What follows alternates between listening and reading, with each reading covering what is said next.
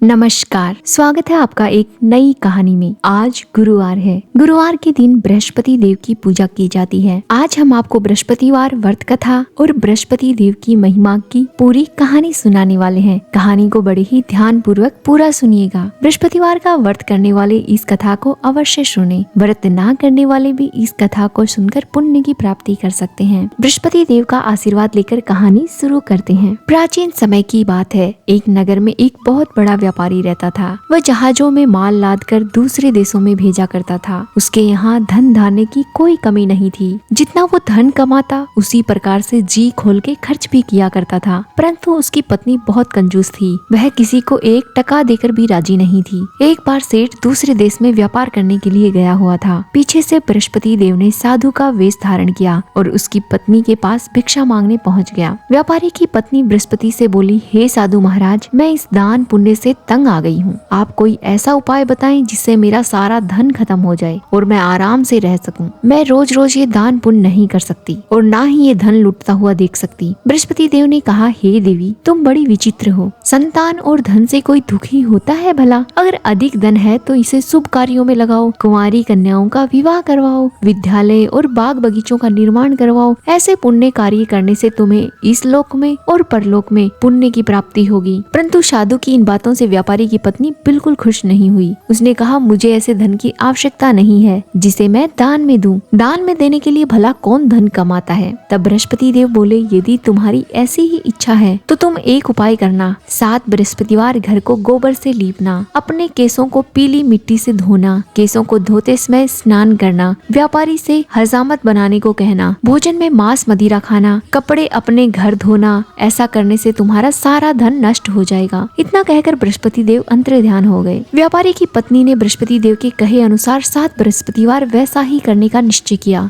क्योंकि व्यापारी की पत्नी पहले ही इस दान पुण्य से बहुत परेशान थी। केवल 3 बृहस्पतिवार ही बीते थे कि उसकी समस्त धन संपत्ति नष्ट हो गई और वह खुद परलोक सिधार गई। जब व्यापारी घर वापस लौटा तो उसने देखा कि सब कुछ खत्म हो चुका है। व्यापारी ने अपनी पुत्री को सांत्वना दी और दूसरे नगर में जाकर बस गया। वहाँ से वो जंगल से लकड़ियाँ काट कर लाता और शहर में बेचता और अपना जीवन व्यतीत करने लगा। एक दिन व्यापारी की पुत्री ने दूध पीने की इच्छा प्रकट की, लेकिन व्यापारी के पास में दूध लाने के पैसे नहीं थे। वह अपनी पुत्री को आश्वासन देकर जंगल में लकड़ी काटने चला गया। वहाँ एक वृक्ष के नीचे बैठकर अपनी पूर्व दशा पर विचार कर रोने लगा। उस दिन बृहस्पतिवार था। तभी वहाँ से बृहस्पति देव साधु के रूप में वहाँ से गुजर रहे थे। तभी सेठ जी के पास आए और बोले, पुत्र, तुम इस जंगल में किस चिंता में बैठे हो? तब व्यापारी बोले, हे महाराज, आप सब कुछ जानते हैं। इतना कहकर व्यापारी अपनी कहानी सुनाकर रो पड़ा। बृहस्पति देव बोले, देखो बेटा, तुम्हारी पत्नी ने बृहस्पति देव का अपमान किया था, इसी कारण तुम्हारा ये हाल हुआ है। लेकिन अब तुम किसी प्रकार की चिंता मत करो। तुम गुरुवार के दिन बृहस्पति देव का पाठ करो। 2 पैसे के चने और गुड़ को लेकर जल के लोटे में शक्कर डालकर वह अमृत और प्रसाद अपने परिवार के सदस्यों और कथा सुनने वालों में बांट दो। स्वयं भी प्रसाद लो और चरणामृत लो। भगवान तुम्हारा कल्याण अवश्य करेंगे। साधु की बात सुनकर व्यापारी बोला, महाराज, मुझे तो इतना भी नहीं बचता कि मैं अपनी पुत्री को दूध लाकर दे सकूं। इस पर साधु जी बोले, तुम लकड़ियां शहर में बेचने जाना। तुम्हें लकड़ियों के दाम पहले से 4 गुने मिलेंगे, जिससे तुम्हारे सारे कार्य सिद्ध हो जाएंगे। उसने लकड़ियां काटी और शहर में बेचने के लिए निकल पड़ा। उसकी लकड़ियां अच्छे दाम में बिक गई, जिससे उसने अपनी पुत्री के लिए दूध खरीदा और गुरुवार की कथा के लिए चने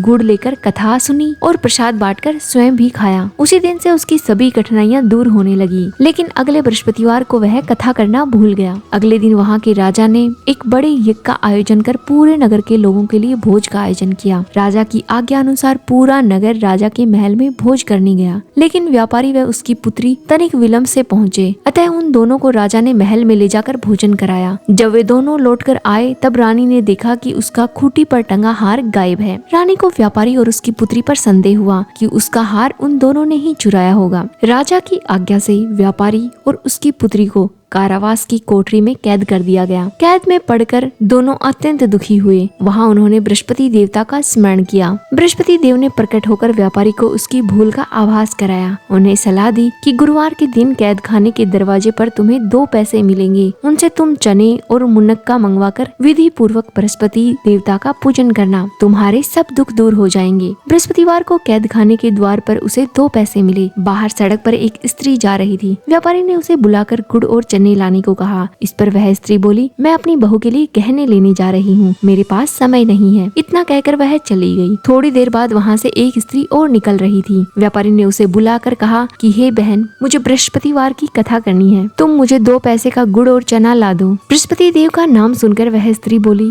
भाई मैं तुम्हें अभी गुड़ चना ला कर देती हूँ। मेरा इकलौता पुत्र मर गया है, मैं उसकी क्रिया विधि के लिए ही सामान लेने जा रही थी, पर मैं पहले तुम्हारा काम करूंगी, उसके बाद अपने पुत्र के लिए सामान लेकर घर जाऊंगी। वह स्त्री बाजार से व्यापारी के लिए गुड़ चना लेकर आई। स्वयं भी बृहस्पति देव की कथा सुनी। कथा के समाप्त होने पर स्त्री अपने पुत्र की क्रिया विधि का सामान लेकर घर पहुंची। घर पर लोग उसके पुत्र की लाश को शमशान ले जाने की तैयारी कर ही रहे थे। तभी स्त्री बोली, मुझे अपने लड़के का मुख देखना है। उसने अपने पुत्र के मुख में प्रसाद और चरणामृत डाला। प्रसाद और चरणामृत के प्रभाव से वह पुनः जीवित हो गया। पहली स्त्री जिसने बृहस्पति देव का निरादर किया था, वह जब अपने पुत्र के विवाह हेतु पुत्र वधू के लिए गहने लेकर घर लौटी और जैसे ही उसका पुत्र घोड़ी पर बैठकर निकला, तभी घोड़ी ने ऐसी उछाल मारी कि वह घोड़ी से नीचे गिर गया और मर गया। ये देखकर स्त्री रो रो कर बृहस्पति देव से क्षमा याचना करने लगी। उस स्त्री की याचना से बृहस्पति देव साधु के वेश में वहाँ पहुंचकर कहने लगे, देवी तुम्हें अधिक विलाप करने की आवश्यकता नहीं है, ये बृहस्पति देव का अनादर करने के कारण हुआ है। तुम वापस जाकर मेरे भक्त से क्षमा मांगो, कथा सुनो, तभी तुम्हारी मनोकामना पूर्ण होगी। वह स्त्री जेल में जाकर व्यापारी से माफी मांगने लगी और कथा सुनी। कथा के उपरांत वह प्रसाद और चरणामृत लेकर घर वापस आई। घर आकर उसने चरणामृत अपने पुत्र के मुख में डाला। चरणामृत के प्रभाव से उसका पुत्र जीवित हो गया। उस रात बृहस्पति देव राजा के सपने में आए और बोले, हे राजन, तूने जिस व्यापारी और उसकी पुत्री को जेल में कैद कर रखा है वो बिल्कुल निर्दोष है। तुम्हारी रानी का हार वहीं खूंटी पर टंगा हुआ है। दिन निकला तो राजा ने रानी के हार को खूंटी पर लटका हुआ देखा। राजा ने व्यापारी और उसकी पुत्री को रिहा कर दिया। उन्हें आधा राज्य दिया। पुत्री का विवाह उच्च कुल में करवाकर दहेज में हीरे जवाहरात दिए। व्यापारी भी खुशी खुशी अपने आधे राजपाट में राज करने लगा। इस प्रकार बृहस्पति देव की पूर्ण विधि से पूजा करने पर व्यापारी को अपना खोया हुआ सारा धन वापस मिल गया। बृहस्पतिवार के दिन सुबह जल्दी उठकर स्नान करें और पीले वस्त्र धारण करें। बृहस्पति देव की तस्वीर या मूर्ति को पीले वस्त्र पर स्थापित करें। उन्हें पीले फूल, हल्दी, पीली दाल और गुड़ का भोग लगाएं। केले के वृक्ष की पूजा करना भी आवश्यक माना जाता है। पूजा के बाद बृहस्पति मंत्र का जाप करें और शाम को कथा पढ़ें और आरती करें। बृहस्पतिवार का व्रत करने के दौरान आप ओम ब्रीम